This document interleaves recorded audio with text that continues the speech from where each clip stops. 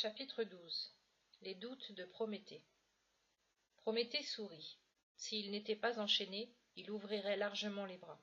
« Athéna, toi que j'ai vu naître, mon ami, te voici enfin. J'ai tant attendu ta visite. Quelle joie de voir à nouveau le gris bleu de tes yeux. Pose ton casque et ta lance, et viens me dire ce qui me vaut l'honneur de ta présence. » Prométhée, ton sort m'a attristé. Je ne voulais pas te voir rugir et te débattre dans ta colère inutile, comme si le feu que tu avais volé te brûlait à l'intérieur. Je ne pouvais pas risquer d'entendre les insultes que tu lançais contre mon père. On m'a dit que tu étais devenu patient enfin, et je suis venu parler avec toi. Moi, devenu patient? Je crois plutôt que je suis dompté, comme un cheval sauvage, épuisé par les coups et les cordes. Et ton esprit? C'est étrange, mais dans ce corps prisonnier, mon esprit va librement. Il ne cesse d'avancer. Et cela t'est agréable? Non, parfois je me demande... Tu te demandes quoi? Si j'ai eu raison, tu doutes, Prométhée? Oui, enfin. Pourquoi enfin? Parce que le doute est le début de la sagesse. Prométhée fait une grimace.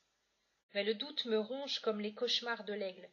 Je me sens coupable d'avoir donné le feu aux hommes sans les connaître, sans m'interroger sur leurs véritables besoins, sur leur capacité à faire bon usage de ce feu.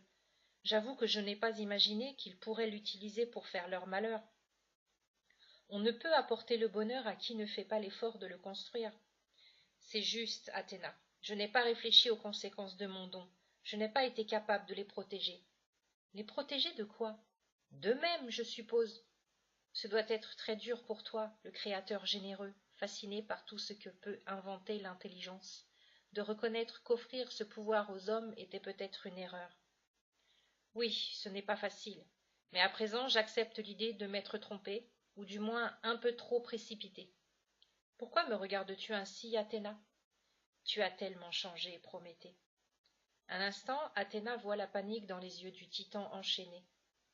Serais-je quand même toujours ton ami, Athéna? Oh oui, plus que jamais.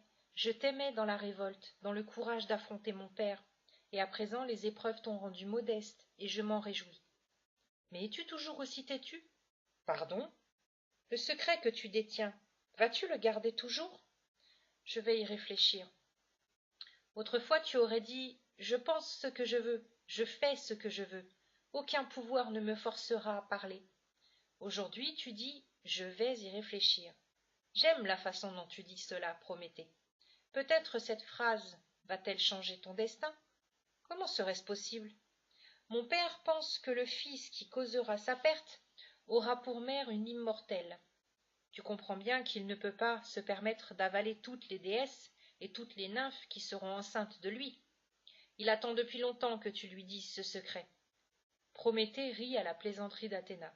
Il pense aussitôt que c'est la première fois qu'il rit depuis qu'il est enchaîné. Que regardes-tu en bas, Athéna?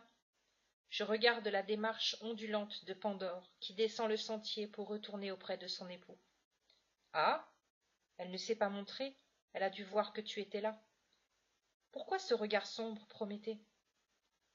Athéna, je sais que tu ne divulgueras pas mes paroles, je connais ta droiture. À toi seule je peux avouer ceci.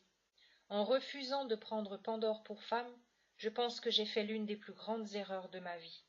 Tu n'es pas surprise? Non, tous les dieux de l'Olympe sont de cet avis. Vous auriez formé un couple superbe.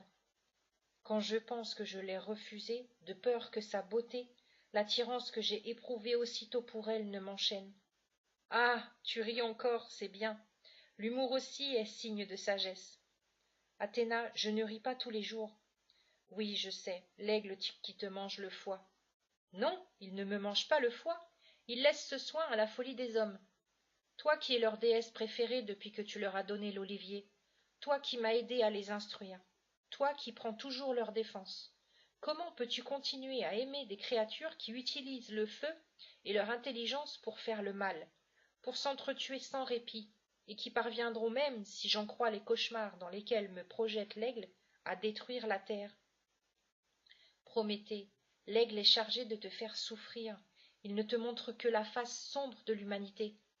Oh ça, j'ai appris que toute réalité avait d'innombrables facettes. Mais peux-tu m'en montrer une qui puisse effacer le regret que j'ai d'avoir donné le feu à ces écervelés?